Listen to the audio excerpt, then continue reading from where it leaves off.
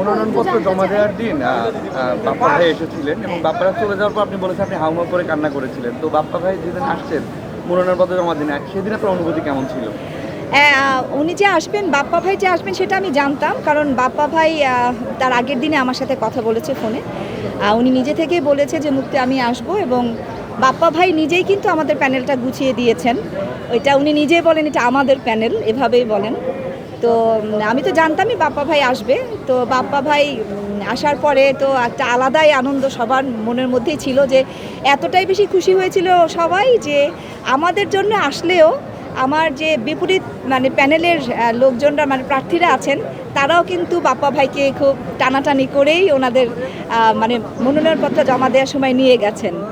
তো এটা তো হবেই, আসলে বাপ্পা ভাইকে সবাই ভালোবাসে, উনি আসলে একজন ভালো মানুষ।